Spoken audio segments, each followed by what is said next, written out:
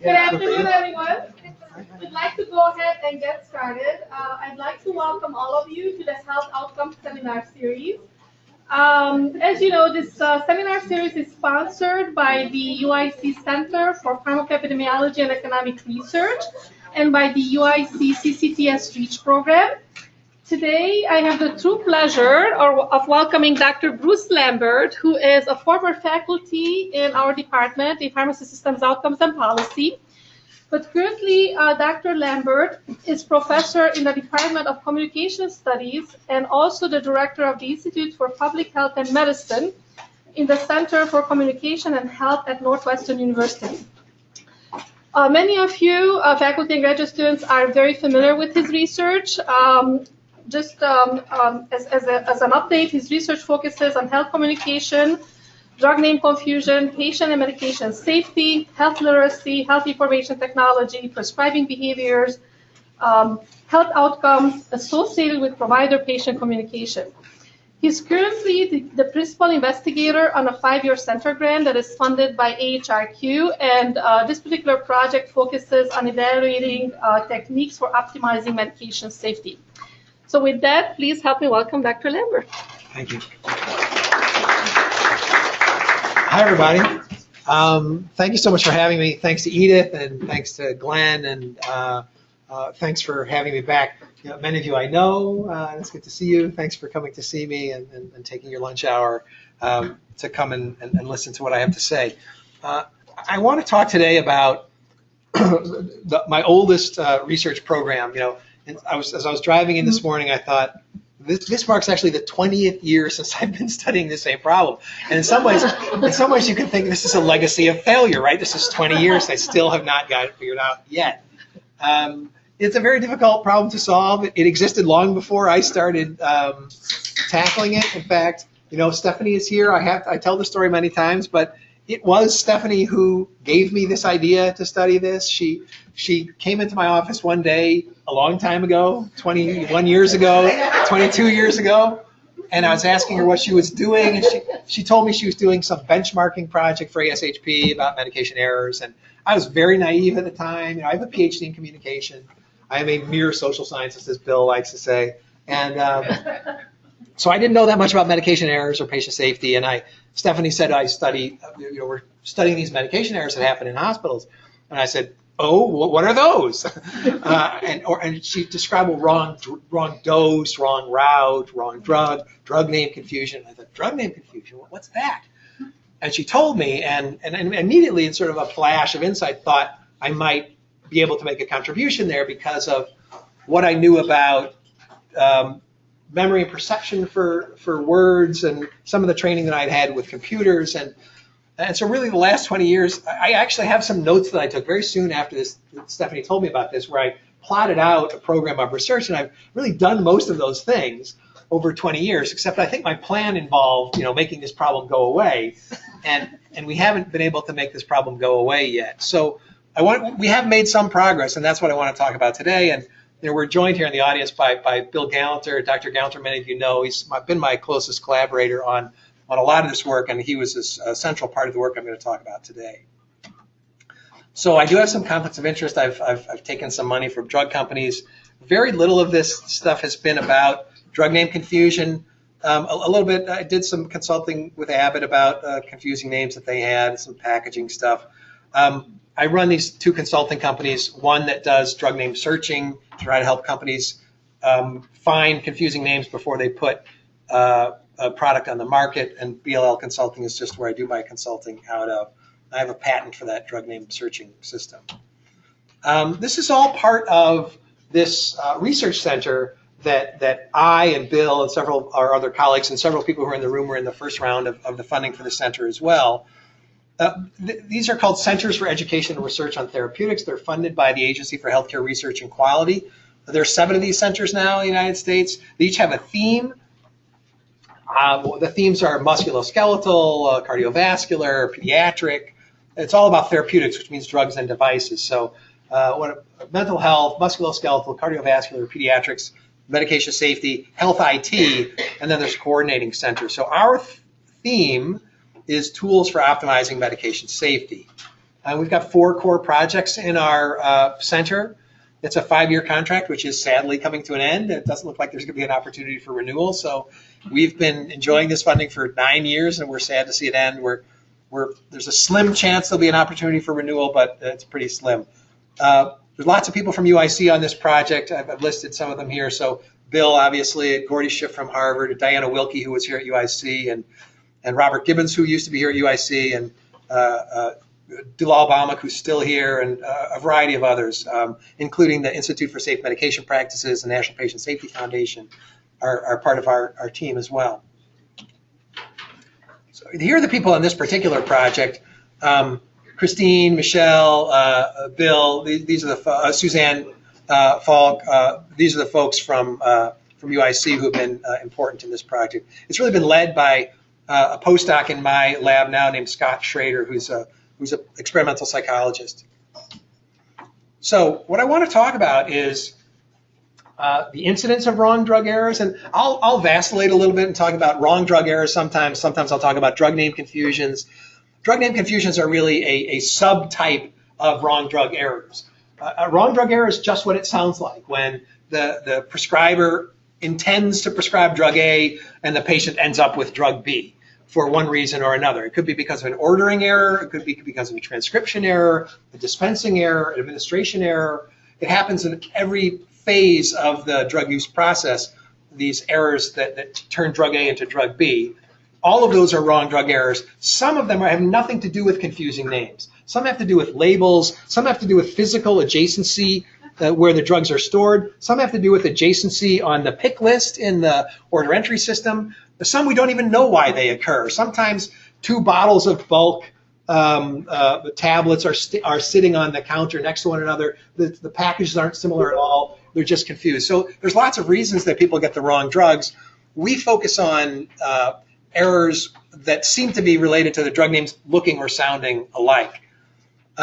So we're going to try to think about what might we be able to do to prevent these. As I've said, we haven't been very successful at preventing them. They're a very insidious kind of error that's been hard to prevent. And the particular project I'm going to talk about at length today is this project where we tried to predict real-world error rates using laboratory tests of memory and perception. And we think if we can do some pre-approval screening of these names, then we can stop confusing names from getting onto the market. And then finally, I'll talk about a couple of new directions for our research, stuff that Bill and I have applied for some other funding for and others that we're already doing, but I didn't have time to talk about today. So these are the aims for this sub-project from our grant.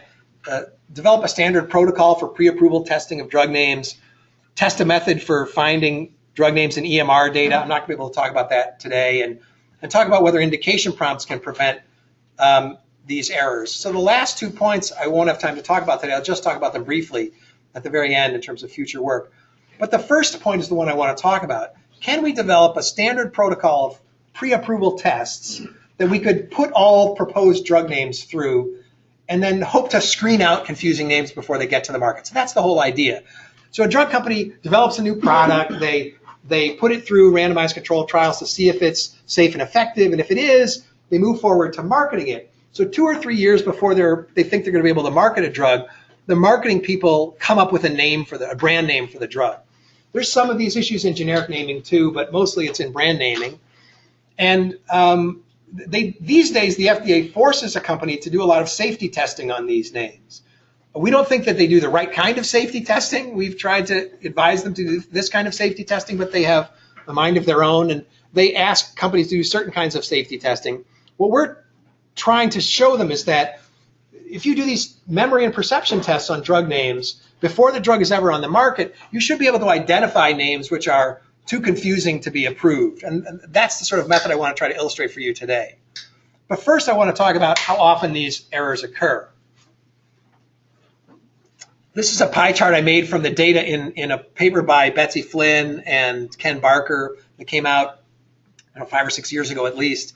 This was a study of dispensing errors in outpatient pharmacy, and it showed that by far the most common kind of error was wrong label instructions. That's actually, I'm not sure why that's the case. Why should half of all these errors, why is it so hard to get the right labels on the instruction? I'm not sure why.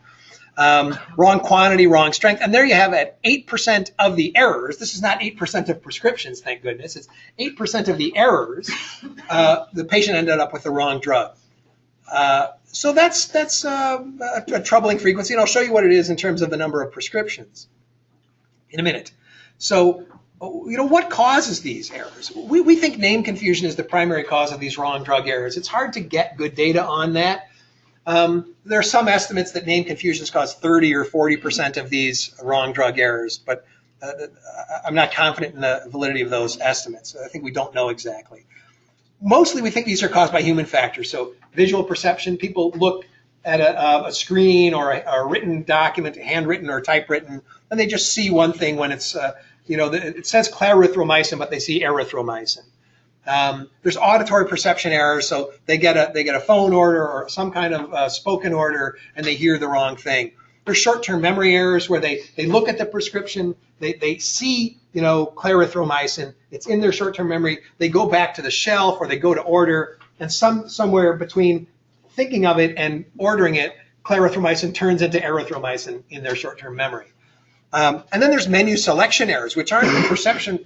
Well, they're kind of a combination of perception errors and motor control errors. So anyone who's ever picked print or print setup instead of print when you're in Microsoft Word, you know that adjacent items on a pull-down menu, you can just erroneously select something from a pull-down menu. And this happens in CPOE systems as well. In fact, Bill and I and Gordy were on this project from the FDA where we looked at 5 different CPOE systems. We looked at all the kind of interface vulnerabilities in these CPOE systems, and there's many, many. So these systems are very prone to interface-related selection errors. In Cerner, you sometimes get the bottom part. So how many people have ordered a drug in Cerner at UIC in this room? So you look at the bottom part of the order entry screen, and not too many practicing clinicians in the room. And you get, so you put in ACET. So you get all these acetaminophen products that fill the bottom of this screen, and you have to find the one that you want. And the problem is they all look virtually identical. And so we had an error at UIC where a kid who had just gotten a vaccine was supposed to get acetaminophen for the vaccine-related soreness or something. They ended up getting acetaminophen with codeine because of one of these pick list errors. The kid went to the emergency room, ended up being fine, but that's a significant harm. That's the kind of error that occurs. And then there's noise, illegible handwriting, which is less and less of a problem now with electronic prescribing. Workload, lighting, distraction, all these things contribute to errors. And of course, similarity between these names makes things worse. So what else is going on? There's, stimulus degradation, meaning just noise. So if you work in a retail pharmacy environment or a busy clinic setting or an ED, there's lots of noise. There's lots of interruptions. There's a very heavy cognitive load, meaning that you have many things on your mind. You're trying to do many things at once. I was doing these experiments. I went to the American Pharmacists Association annual meeting, and we've tried to recruit pharmacists to do these experiments. And on one of our experiments, which I'm going to show you, we put headphones on them, and we asked them to listen to drug names in noise and see if they can identify them. And I asked them afterwards, was this realistic? And they said, it's much worse at my job than it was with these headphones on. They said, first of all, there's so much noise. The music is so loud. There's announcements coming over. If they worked I think this particular pharmacist worked at a grocery store pharmacy. So it's so loud. So not only that, I'm normally on the phone talking to an insurance company. I'm on the screen trying to process an order. I'm watching the technician to make sure the technician doesn't screw up. I'm doing all of these things at once. So that's what we mean by cognitive load. You're trying to do all these things at once, and the higher the load, the higher the propensity to error. There's all these frequency biases where we see the things we expect to see, not necessarily what's there. Similarity increases the probability of error. And these things sort of interact in complicated ways. So what could we do? We could try to prevent these errors from happening at all. And we could do this. There's lots of, for those of you who are practicing, how many pharmacists in the room? So you've seen all these things. The labels have now for confusing names. So if you look at cisplatin and carboplatin, or if you look at Lamictal's label, the Lamictal label, I don't have pictures in today's presentation of the Lamictal label, but the Lamictal label, it's like in red italics on a yellow background. Same thing for cisplatin. Cisplatin is in It's on a yellow background. It's got red letters. The CIS is capitalized. So these are all trying to prevent you from mistaking cisplatin from carboplatin or mistaking Lamictal for Lamisil. So we could try to prevent them. Or in my case, we could try to prevent confusing names from getting on the market in the first place. So if these methods were in place, maybe a drug like Lamictal never would have gotten on the market when there was already a drug called Lamisil. So that's prevention. Detection, we could maybe find these errors soon after they occur. And Bill and I are involved in a project here at UIC where we're trying to detect these errors by looking through prescription refill history data, basically, where we can see something like a pattern of Flomax, Flomax, Flomax, Fosamax. And we see there's no indication for Fosamax in that pattern. This strongly suggests that this is the wrong drug. It turns out to be much harder than it sounds. That we can do this, but our positive predictive value, that is, we can identify, the computer will flag 100 orders as an error, and most of the time, only about 4 or 5 of those are actually errors when we go and open up the charts. So it can be done, but we can't yet do it with very much precision. And then you can try to mitigate the harm. So after these errors occur, you can try to identify them quickly and try to prevent people from being further harmed. So these errors are very common. They're very costly. They're very harmful. This is the most famous list, ISMP's list of confusing names. There's a couple of thousand names on this list, although they do this thing where they list them in both orders. So there's only half as many pairs really on this list as it seems, because there's Acefex and Acupril, but then later on there's Acupril and Acefex. So, but there's a lot of these confusing names. And Bill and I have found that most of the errors we find in this detection study at UIC aren't on this list. So there's many, many examples of errors we find that don't make it to this list. These errors are common in outpatient settings. This is the study by Barker and Freeman I was telling you about before. Oh, it's now 13 years old. So they went to 50 pharmacies, observed 50 consecutive prescriptions at each pharmacy. They had trained observers detecting these errors. And so they found the overall error rate here was this is 1% or 1.3%. Yeah, so there's 98.3% accuracy rate or 1.7% error rate, errors of all types. So that's what, you have less than a 99% chance of getting exactly the right thing when you go to an outpatient pharmacy in the United States. So if you do the math on the number of wrong drug errors in that study, there's about 0.13% of all the prescriptions are wrong drug. So you go to, so this is a 99.9% accurate process, which seems good, except that there's 4 billion prescriptions dispensed a year. So if you do the math, there's 4 billion prescriptions dispensed in the outpatient setting per year in the United States. 1.3 or 0.13% of 4 billion is 5.2 million wrong drug errors per year. So this is rare on a proportional basis, extremely common on an absolute basis. So how many errors per day? 5.2 million divided by 365 is 14,000 errors per day. This is to scare tactics to get my funders to give me more money, right? This is a common kind of error. And this is only in the outpatient setting. It's common in the inpatient setting as well. And some, I don't have time to describe all the nuances of these papers, but that last paper was only about dispensing errors. It didn't count any wrong drug orders, where the pharmacist filled exactly the right thing, but the doctor ordered metoprolol when they meant to order metformin, and the pharmacist fills metoprolol correctly. It's still a wrong drug error because the doctor ordered the wrong thing, and I'm not even counting those. So these folks counted errors in an inpatient setting, and they found, there's a complicated, I'll go through all the steps. They found 554 wrong drug errors and 140,000 doses dispensed. That's a 0.39% rate. 25% were undetected by pharmacists. So pharmacists caught 75% of these errors. So you get, again, 25% of 0.39 is 0.1%. So if you assume 1 billion doses in the inpatient setting, it's another million wrong drug errors in the inpatient setting. And 11% of all the errors they detected were wrong drug errors. So as they say, that the pharmacy systems in the United States are perfectly designed to fill 1 out of 1,000 prescriptions with the wrong drug. And we've seen this. It's remarkably consistent. And we see there's a colleague of ours at Montefiore Medical Center in New York. He had another way of detecting wrong drug errors. He looked at when people ordered a drug and then rapidly canceled it and reordered a different drug within 5 or 10 minutes. And he found almost exactly the same rate, about 1 in 1,000. So we're pretty confident that the wrong drug error rate is about 1 in 1,000. So you get something like 6 million wrong drug errors per year in the United States. And there's a lot of agreement between the inpatient and outpatient estimates. The system's perfectly designed to fill 1 out of every 1,000 prescriptions of the wrong drug. Exclamation point.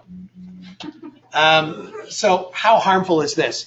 It depends. You have to do there's a lot of clinical judgment in estimating how much harm there is. So Betsy Flynn looked at all the errors they detected, and they found that 6.5% of the errors were potentially clinically significant. So again, you do the math. That's 6.5% of 6.2 million is about 400,000, or 1,000 a day. So 1,000 clinically significant wrong drug errors per day. These are, there's 300 million people in this country, and there's more than 1 million prescriptions being filled a day in the United States, many more than 1 million a day. So 1,000 people a day are potentially being harmed. That's the scale of the risk. These, the vast majority of these errors don't harm people, because if you get clonazepam instead of lorazepam, it's probably not going to hurt you very badly. If you get fluoxetine instead of duloxetine, it's also probably not going to hurt you very badly. And that's a lot of these errors are errors between drugs in the same class, or even just variations of the same drug. But occasionally it's very bad. So here's Permixon was prescribed, Previscan was dispensed, and this patient had severe hemorrhagic syndrome. There are fatalities as well. These cisplatin, carboplatin errors almost always lead to fatalities. This is a terrible one where, believe it or not, because of the very, very poor pre-approval screening methods, there was a drug on the market called Durezol. And then, I can't remember which came first, forgive me. The ISMP error report will tell you. I think that Duracell, the wart remover, was on the market first. And then Durezol came on the market. And it's just unbelievable that they let both of these names on the market at the same time. They're virtually identical. And sure enough, someone got Duracell, thought it was Durezol, and put the wart remover in their eye and was blinded in that eye. Because Duracell is a very concentrated salicylic acid solution meant to remove warts. It should not go in your eye. So these are just examples of what happens when these errors occur. So we know that visual perception, auditory perception, and short-term memory are the primary psychological processes implicated in these errors. People see the wrong thing, they hear the wrong thing, they remember the wrong thing. So in cognitive psychology, there's well-developed experiments to do visual perception, auditory perception, short-term memory for words. So we thought, can we use these experiments to predict which names will be confused in practice? So we'd like to create this sort of standardized testing procedure that all proposed new names would have to go through, compare them maybe to control names, and then have some explicit decision criteria so that confusing names would just never make it to the market. They would get rejected by the company or by FDA. Or by Health Canada, or whoever did it. So there's a variety of things you would do in this standardized testing protocol. One would be database search. You want to search. You can do similarity-based searching, sort of Google for drug names. You can search for. You can input a name and then find all similar names. You could also do simulations. Some of these are kind of real-world simulations. So some of these companies contract out to simulated pharmacies. There are these people who build these simulated pharmacies to test dispensing equipment and so on. So you can contract out and have them fill a bunch of prescriptions and put one of the prescription for the new name in and see if they make mistakes. The problem is these errors are rare enough that people don't make mistakes very often unless you make the task very difficult. So instead of practice-based simulations, you can do these screen-based simulations, which I'm going to show you, where you can intentionally make the task very difficult to inflate the error rate. And then there's failure mode and effects analysis, which is a kind of engineering approach to looking for flaws in a system. So one thing we'd like to do is compare the error rate for a new name to some error rate for control names. So one of the things the FDA, we think, does wrong now is they have a kind of zero tolerance for errors. So let's say a new name is proposed, like Pradaxa, and it goes through the pre-approval testing. And let's say there's an error somewhere in the testing of Pradaxa, an error is made by a pharmacist or a doctor in the pre-approval testing. The FDA will often have a very little tolerance. They'll say, well, if an error was made in testing, it means an error will happen in practice, and we can't have that. But the fact is, every single name on the market is vulnerable to error. There's a kind of baseline error rate that happens, even for names which we think are safe. Those names are still vulnerable. If there's enough distraction, or the handwriting is bad enough, I can make you make errors under for any name, even the safest name. So there's no basis for comparison. It's like doing a trial of a drug without the placebo arm. So we'd like to have a control arm of these experiments where we take names which are generally regarded as not confusing and the new name and compare their error rates. So I'll try to illustrate this in some way. So what would a control name be? You could just say every name that's on the market is a control name, because if it's on the market, by definition, the FDA thinks it's safe. Because if they thought it was, occasionally drugs get pulled off the market because they're so confusing. So you could just say all approved names are control names, or you could say all approved names that have not been involved in a name confusion, a published name confusion error, those are the control names because they're, quote, safe. So what would the procedure be? Put proposed new names and control names through exactly the same battery of tests, compare the performance of the new name to the average performance of the control names, and the new name passes the test if it's non-inferior to the controls. So I have some video. I want to show you one or two more things, then I have a video. So this is just a graphical layout of what we imagine. So you'd have these auditory perception test, a visual perception test, short-term memory test, and in each test you have the new name and a bunch of controls. And then for each one you would just see, you know, if the error rate for the new name is no worse than the error rate for the controls, then you say, fine, this name is no more confusing than the average name that's on the market, therefore it should be approved. If it's significantly more confusing than the controls, then you say, no, this is too confusing and we can't allow it. That's the idea. So what kind of data do these tests produce? I'll give you an idea before I show you the tests. They produce error rates for the test name and the control, and they produce the actual errors that people make, sorted by frequency. So here's examples of data that we did in a study that we haven't yet. Data is actually published now in a statistical journal. So there was this drug called Capodex. I think it's the one that got pulled, right? Or was it Casodex that got pulled? Pharmacists remind me. But at one point, there were two drugs on the market, one called Capodex, one called Casodex, again, illustrating how bad the pre-approval screening is that these drugs got on the market. So we presented people with the name Capodex, and 19 of the 50 or so people that we showed it to heard Casodex. 12 of them heard Capodex, 4 of them didn't respond. Somebody heard Ciprodex, somebody heard Capitan, etc. The same thing, there was Omicor and Amicar were both on the market at the same time too. And we over headphones or in a visual perception test, we showed them Omicor, and 33 of them heard Omicor, but 4 heard Amicar. Same thing for Alticor and Advocor. This is the kind of data that you'll see from these experiments. And these data are very useful for regulators to know what confusions might be likely.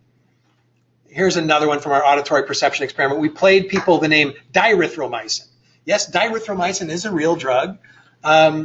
It sounds a lot like erythromycin, and in fact, it's so much rarer. Its prescribing frequency in the United States is about 10 to the 3rd. Erythromycin's prescribing frequency is about 10 to the 7th per year.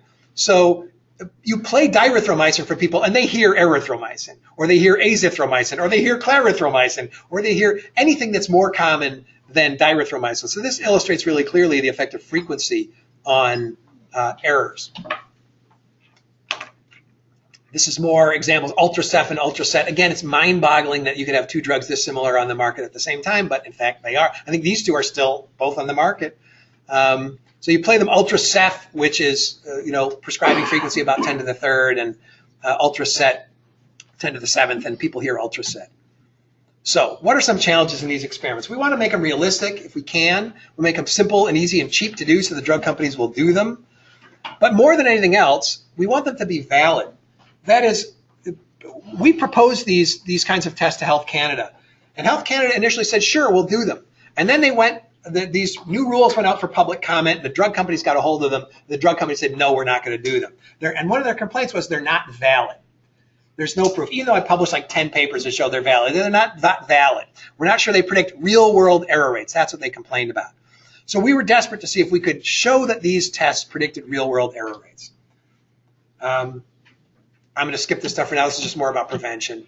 So can we validate these things? Can lab tests, and by lab tests I mean these computer tests of memory perception where you sit people in front of a laptop, you have to put headphones on them, or you make them do these cognitive psychology experiments. Can those error rates predict real-world error rates? Well, the real question is, where are we going to get real-world error rates? I've been doing this literally for 20 years, and until like 2 years ago, I could not get anyone to give me real-world error rates. I would go on bended knee to the drug to the pharmacy chains and say, explain to them why it was important. And they said, this is very important. Well, can I have some error rate data? No. And I actually learned, it was amazing. You know, I won't want to name the names. You can imagine who these companies are. A lot of them were very cooperative, but their lawyers would stop them. I actually heard from one of these companies, all these big chain pharmacies, who's worked in a chain pharmacy before? So all these chain pharmacies, they're all generating incident reports. Okay, so every error has to generate an incident report. So these chains generate tens of thousands, hundreds of thousands of incident reports in a year. And they keep them in a computer system.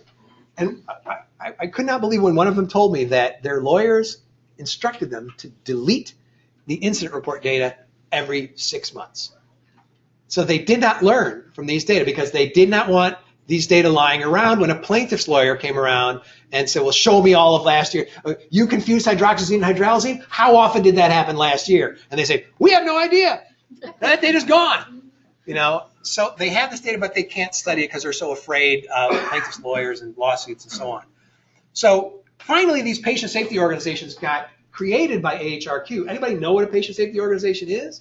So these are these organizations that AHRQ created to give legal protection to put data like this about error so people could study it. So these organizations they're not exactly licensed by the government, they're sort of sanctioned by the government, that if a company puts their error data inside one of these patient safety organizations, plaintiffs' lawyers and other people can't get at it.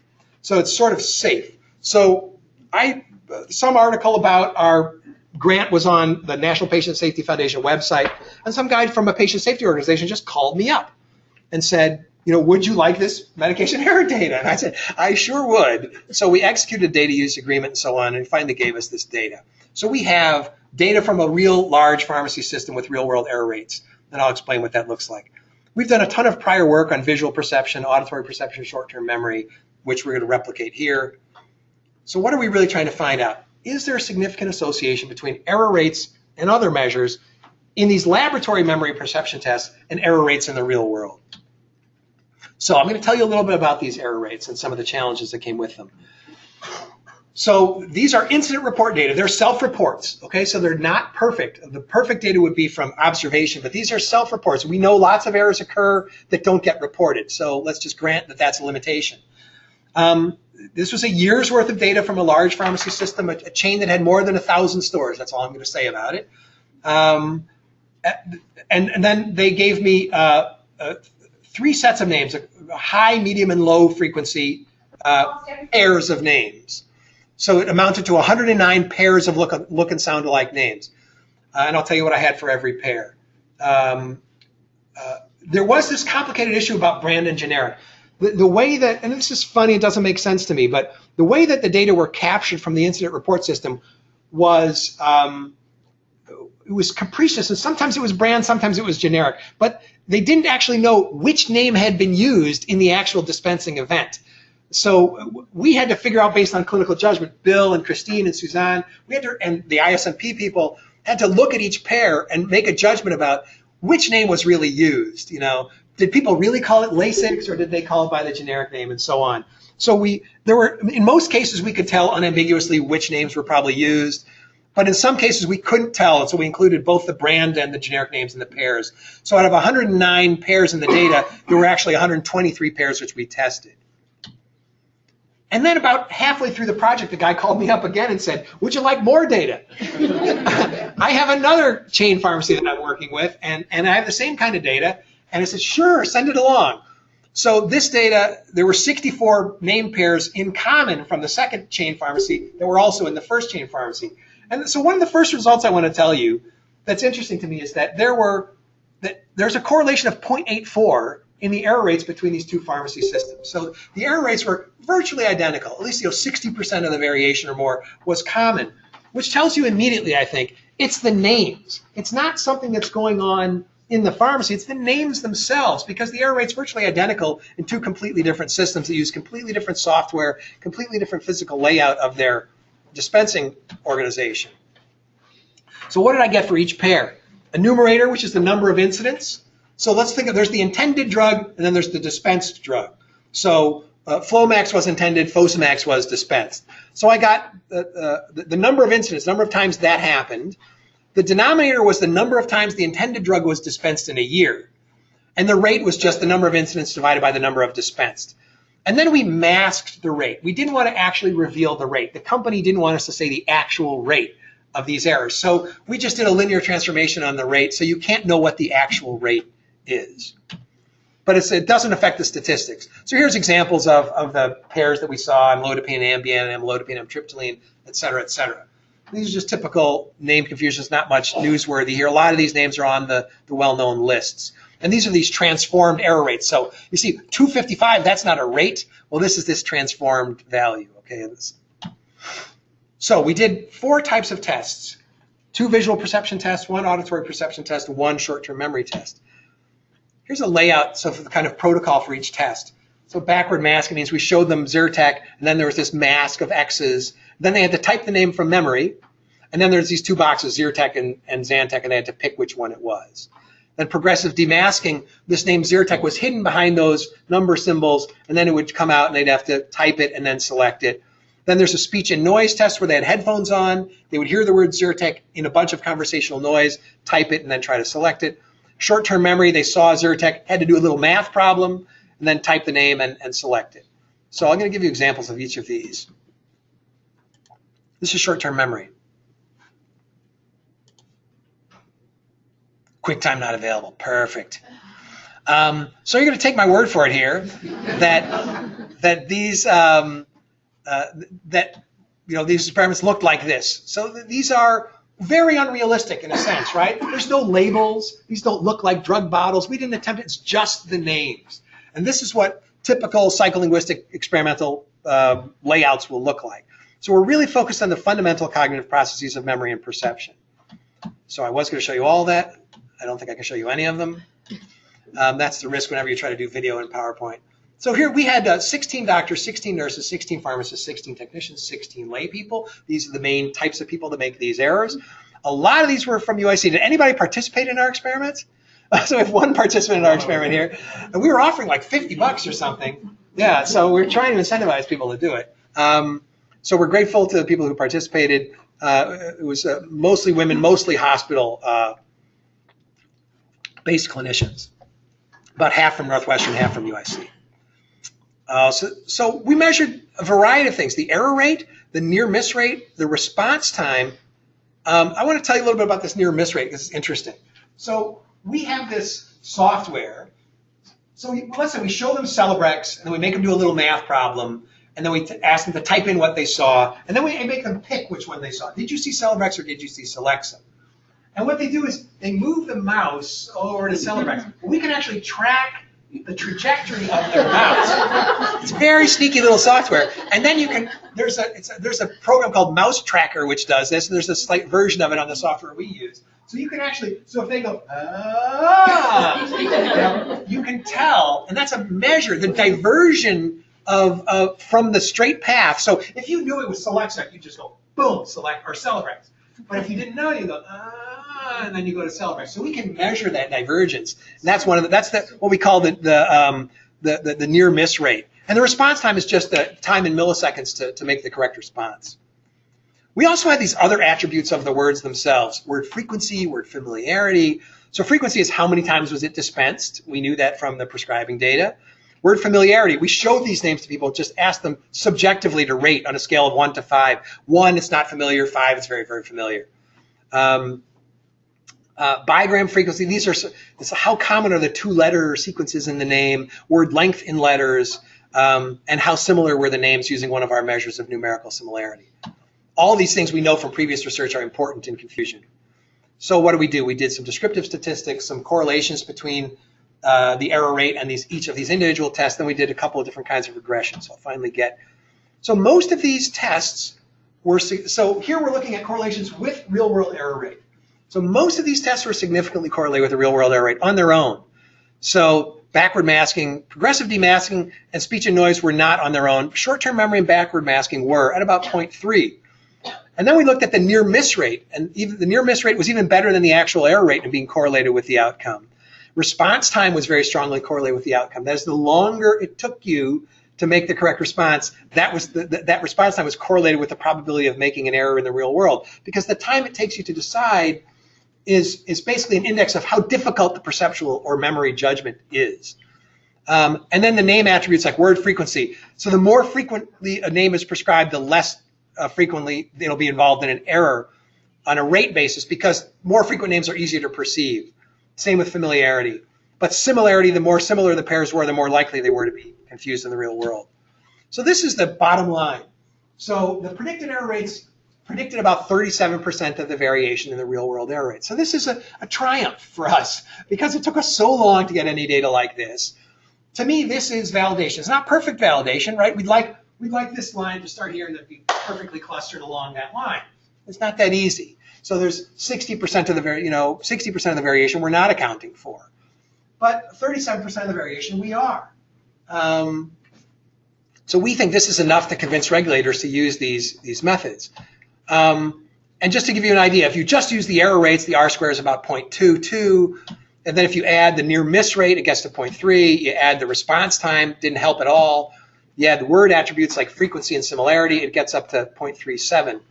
So you can predict these real-world error rates using laboratory data and word attributes that are known in advance. So there is a significant association between laboratory tests of memory and perception and real-world error rates. And you can predict about 37% of the variance.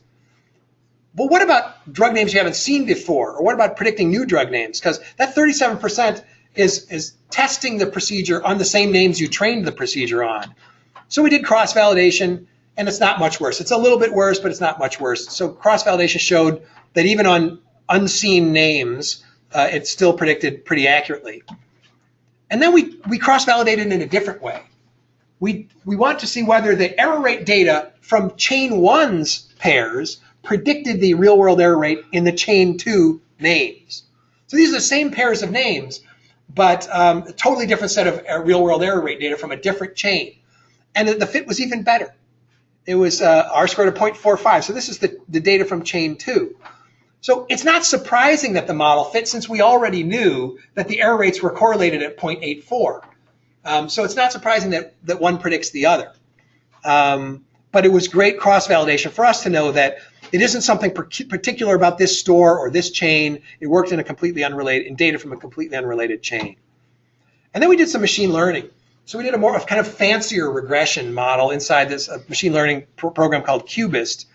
And here I don't have an R-squared. It produces a different value. You just have to take my word for it here that this fit is better than the fit that I showed you before.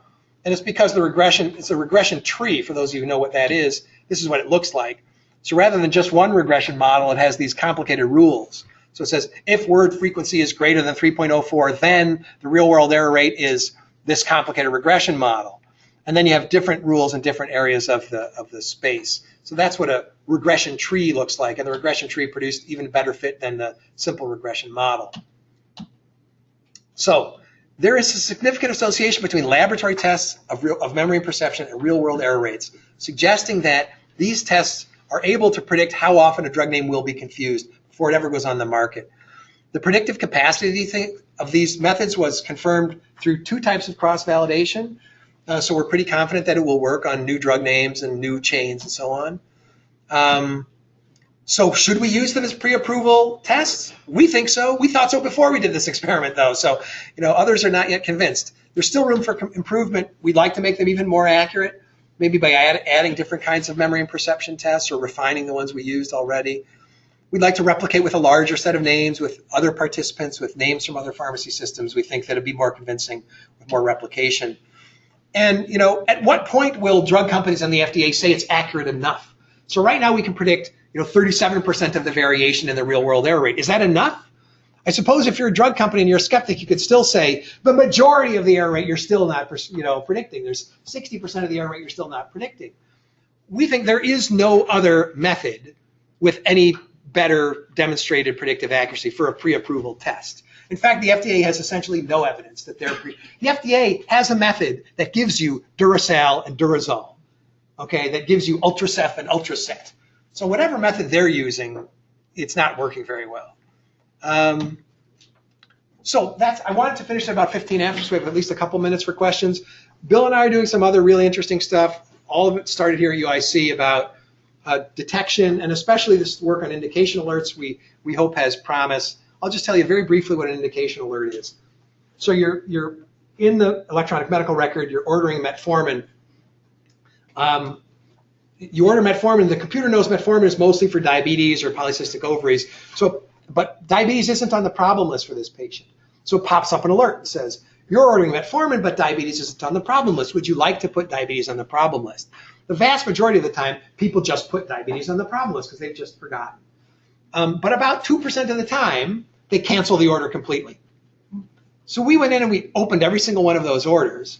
And it turned out that a lot of the time, about 1 in 1,000, they didn't mean to order metformin. They meant to order metoprolol or metronidazole or something else. Or they didn't mean to order metformin on Mr. Johnson. They had 3 charts open and they meant to order metformin on Mrs. Smith.